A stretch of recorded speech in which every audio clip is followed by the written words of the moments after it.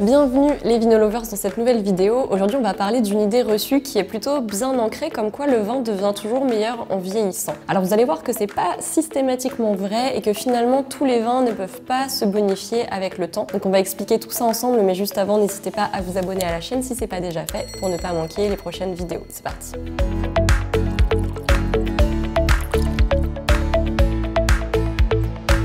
Aujourd'hui, je voulais vous parler du vieillissement du vin et plus particulièrement répondre à la question: le vin devient-il toujours meilleur en vieillissant? Et comme je vous le disais en intro, la réponse est non. Tous les vins n'ont pas la capacité à bien vieillir. Il y a des vins qui sont faits pour être bu dans leur jeunesse et il y a des vins qui ont le potentiel pour bien vieillir, donc ceux qu'on appelle des vins de garde. Si vous voulez approfondir cette notion de vin de garde et savoir comment reconnaître un vin qui a la capacité à bien vieillir, je vous renvoie vers une vidéo que j'ai faite à ce sujet. Donc pour l'instant, ce qu'on retient, c'est qu'il y a des vins qui ont été faits dans le but de se garder et d'autres qui ont été faits dans le but d'être bu dans leur jeunesse, donc dans les 3 ans maximum après leur mise en bouteille. Alors concrètement, qu'est-ce que le vieillissement apporte au vin taillé pour la garde? Déjà, ce qu'il faut savoir, c'est que le vieillissement ne va pas améliorer par magie la qualité du vin, il va seulement lui permettre d'évoluer et lui apporter plus de complexité au niveau des arômes et plus de finesse au niveau des tanins si c'est un vin rouge. Donc un vin qui de base n'est pas de super qualité ne va pas devenir excellent après plusieurs années en cave. Ça, il faut bien le comprendre, ça sert à rien d'acheter du vin bas de gamme et de le faire vieillir plusieurs années en espérant qu'ils deviennent meilleurs,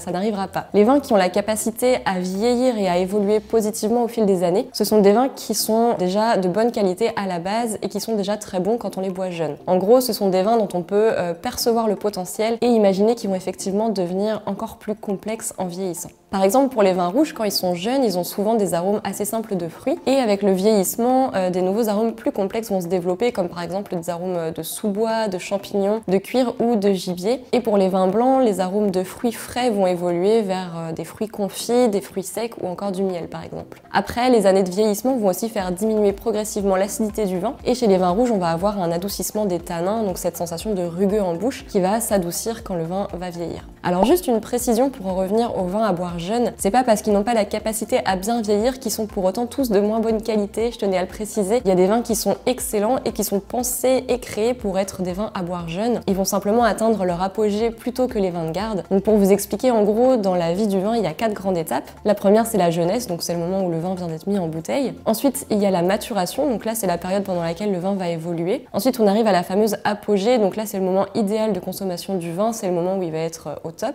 Donc le but, c'est de le boire à ce moment-là. Et enfin, la dernière étape, c'est le déclin. Donc là, le vin est devenu trop vieux, ses arômes se sont dégradés, son acidité a beaucoup diminué et ses tanins se sont beaucoup affaiblis. Donc à ce stade-là, on a attendu trop longtemps et plus on attend, plus le vin va décliner jusqu'à devenir vraiment imbuvable. C'est vraiment important de savoir ça et de connaître ces 4 étapes de la vie du vin parce qu'on a tous tendance à croire que plus on laisse le vin vieillir longtemps, plus il sera meilleur. Mais en fait, c'est faux, même les grands crus vont finir par décliner si vous les oubliez trop longtemps en cave. Donc quand vous achetez du vin, c'est important de vous renseigner sur son potentiel de garde pour prévoir dès l'achat le nombre d'années pendant lequel vous allez faire vieillir ce vin. Comme ça, vous êtes sûr de pas rater le coche parce qu'en réalité, il n'y a rien de pire que d'acheter une bonne bouteille, d'y mettre le prix et puis finalement de l'oublier trop longtemps en cave et d'être déçu au moment de la boire parce que c'est trop tard et qu'elle est sur le déclin. Et sinon, il y a une dernière chose très importante dont je voulais vous parler, c'est de réunir chez vous les bonnes conditions pour permettre au vin de bien vieillir parce que même si votre vin a un super potentiel, si vous le stockez mal, avec le temps, il y a un risque que des défauts se développent. Le vin, c'est une matière vivante qui évolue constamment, donc c'est super important de savoir comment bien stocker vos vins chez vous. Il y a des conditions à respecter pour que tout se passe bien et bien sûr, j'ai une vidéo qui vous explique aussi tout ça, donc je vous remets le lien en description si ça vous intéresse.